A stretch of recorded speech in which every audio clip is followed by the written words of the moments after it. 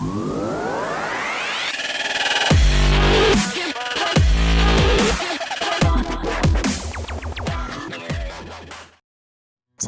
warahmatullahi wabarakatuh. Kami di sini dari kelompok 6 manajemen akan memberikan pembelajaran tentang type of workplace diversity.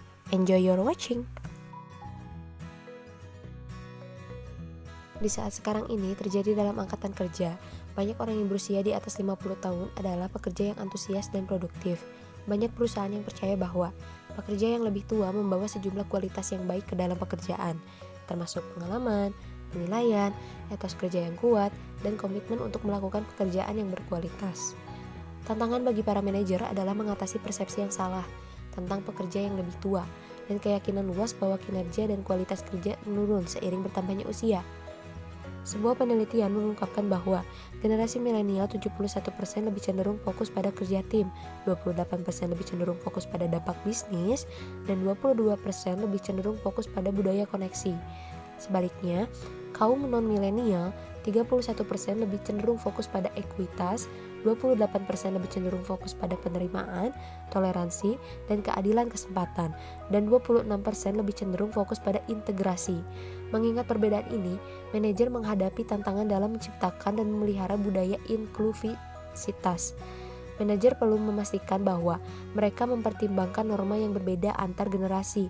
Mengelola kelompok usia organisasi yang beragam secara efektif dapat membuat mereka bekerja dengan baik satu sama lain, belajar dari satu sama lain, dan memanfaatkan berbagai perspektif dan pengalaman yang ditawarkan masing-masing. Ini bisa menjadi situasi win-win untuk semua. Gender merupakan perbedaan yang terlihat antara laki-laki dan perempuan apabila dilihat dari nilai dan tingkah laku. Gender itu berasal dari bahasa Latin genus, yang berarti jenis atau tipe. Gender adalah sifat dan perilaku yang dilekatkan pada laki-laki dan perempuan yang dibentuk secara sosial maupun budaya. Perempuan 49,5% dan laki-laki 50,5%. Sekarang masing-masing merupakan hampir setengah dari angkatan kerja. Namun, masalah keragaman gender masih cukup lazim di organisasi. Banyak studi menjelaskan bahwa wanita muda sekarang lebih mementingkan memiliki karir atau profesi bergaji tinggi daripada pria muda. Kenyataannya adalah bahwa perempuan cenderung menggunakan gaya kepemimpinan yang lebih luas dan efektif untuk memotivasi dan melibatkan orang. Mereka biasanya memadukan gaya maskulin tradisional menjadi direktif, berwibawa, dan memimpin dengan memberi contoh dengan gaya yang lebih feminim yang mencakup pengasuhan, inklusif, dan kolaboratif. Pria cenderung mengandalkan terutama pada gaya maskulin. Selanjutnya adalah ras dan etnis. Keragaman ras dan etnis dari populasi Amerika Serikat meningkat dengan kecepatan yang eksponensial. Mari putar kalender kembali ke tahun 2000. The Coca-Cola Company baru saja menyetujui penyelesaian besar-besaran sebesar 192,5 juta US dollar untuk gugatan diskriminasi rasial class action. Dokumen pengadilan menggambarkan suasana perusahaan di mana karyawan kulit hitam membentuk jaringan informal untuk memberikan pemeriksaan kesehatan dan upaya keragaman tidak dianggap sebagai prioritas tinggi oleh manajemen senior. Banyak perusahaan lain memiliki masalah ras yang serupa. Ada sejarah panjang dan kontroversial di Amerika Serikat dan di bagian lain dunia mengenai ras dan bagaimana orang bereaksi terhadap dan memperlakukan orang lain dari ras yang berbeda. Kebanyakan orang mengidentifikasi diri mereka sebagai bagian dari kelompok ras. Klasifikasi rasial semacam itu merupakan bagian integral dari lingkungan budaya, sosial, dan hukum suatu negara. Pilihan ras dan etnis dalam sensus Inggris terbaru mencakup 16 kategori.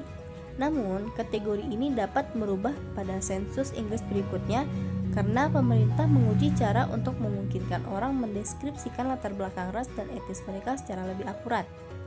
Etnis terkait dengan ras tetapi merujuk pada ciri-ciri sosial seperti latar belakang budaya atau kesetiaan seseorang yang diberikan oleh populasi manusia.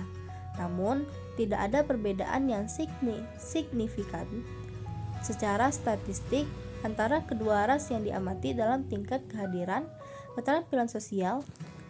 Selanjutnya adalah disability atau disabilitas. Menurut Biro Sensus Amerika Serikat, penyandang disabilitas adalah minoritas terbesar. Perkiraannya bervariasi, tetapi diyakini bahwa ada sekitar 19,8 juta orang Amerika usia penyandang disabilitas, dan jumlah itu terus meningkat seiring kembalinya pasukan militer dari Irak dan Afghanistan. Sebuah survei oleh Society for Human Resource Management menemukan bahwa 61% dari profesional HR yang menanggapi mengatakan bahwa organisasi mereka sekarang memasukkan disabilitas dalam rencana keberagaman dan inklusi mereka. Namun, hanya 47% yang mengatakan bahwa organisasinya secara aktif merekrut penyandang disabilitas, dan 40% mengatakan bahwa manajer senior mereka menunjukkan komitmen yang kuat untuk melakukannya. Sebuah survei oleh Departemen Tenaga Kerja Amerika Serikat melihat ketakutan yang tidak berdasar ini, menjelaskan beberapa dari ketakutan tersebut serta kenyataan seperti apa sebenarnya itu. Tetapi, Wakil Presiden senior di bidang distribusi mengatakan, satu hal yang kami temukan adalah mereka atau karyawan disabilitas bisa semuanya melakukan pekerjaan itu. Yang mengejutkan kami adalah lingkungan yang diciptakannya itu adalah bangunan tempat semua orang saling membantu. Religion, judul 7 dari Undang-Undang Hak Sipil melarang diskriminasi atas dasar agama, kelas satu etnis, negara asal, dan jenis kelamin. Keyakinan agama juga dapat melarang atau mendorong perilaku kerja. Suatu hari, dia disuruh oleh atasannya untuk melepas jilbab yang dia kenakan, karena melanggar kebijakan penampilan perusahaan yang telah menginstruksikan karyawannya tentang pakaian, gaya rambut, tata rias, dan aksesoris yang mungkin mereka kenakan saat bekerja. Dia menolak dengan alasan agama dan dipecat 1 minggu kemudian. Seperti sejumlah wanita muslim lainnya, dia mengajukan keluhan diskriminasi pekerjaan federal.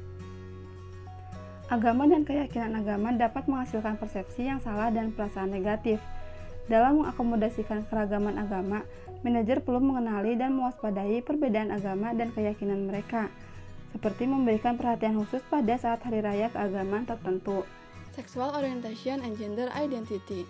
Akronim LGBT merujuk pada kaum lesbian, gay, biseksual, dan transgender berkaitan dengan keragaman orientasi seksual dan identitas gender. Orientasi seksual pada kenyataannya telah disebut sebagai bias terakhir yang dapat diterima. Setiap kebanyakan jenis keragaman yang telah kita diskusikan di bagian ini, manajer perlu melihat cara terbaik untuk memenuhi kebutuhan karyawan LGBT mereka. Mereka perlu menanggapi kekhawatiran karyawan sekaligus menciptakan lingkungan kerja yang aman dan produktif untuk semua. Other types of diversity. Seperti yang kami katakan sebelumnya, keragaman mengacu pada ketidaksamaan atau perbedaan apapun yang mungkin ada di tempat kerja. Jenis lain dari keragaman tempat kerja yang mungkin dihadapi dan harus dihadapi oleh manajer termasuk latar belakang sosial ekonomi, kelas sosial, dan faktor terkait pendekatan. Anggota tim dari area fungsional yang berbeda atau unit organisasi, daya tarik fisik, obesitas atau kurus, senioritas pekerjaan, atau kemampuan intelektual. Masing-masing jenis keragaman ini juga dapat mempengaruhi cara karyawan diperlakukan di tempat kerja. Kesimpulan, keragaman adalah tentang belajar dari orang lain yang tidak sama tentang martabat dan rasa hormat untuk semua, dan tentang menciptakan lingkungan dan praktik tempat kerja yang mendorong pembelajaran dari orang lain dan menangkap keuntungan dari perspektif yang beragam. Mengelola keragaman sebagian memastikan bahwa tidak ada kelompok yang dirugikan. 1. Tenaga kerja yang beragam adalah cerminan dari perubahan dunia dan pasar. 2. Tim kerja yang beragam membawa nilai tinggi bagi organisasi. 3. Menghormati perbedaan individu akan menguntungkan tempat kerja dengan menciptakan keunggulan, kompetitif, dan meningkatkan produktivitas kerja. Dan yang terakhir, keempat, manajemen keragaman menguntungkan rekanan dengan menciptakan lingkungan yang adil dan aman, di mana setiap orang memiliki akses peluang dan tantangan. Sekian dari kelompok kami, kelompok 6 manajemen. Mohon maaf bila ada kesalahan kata. Wabillahi taufiq wal hidayah. Wassalamualaikum warahmatullahi wabarakatuh.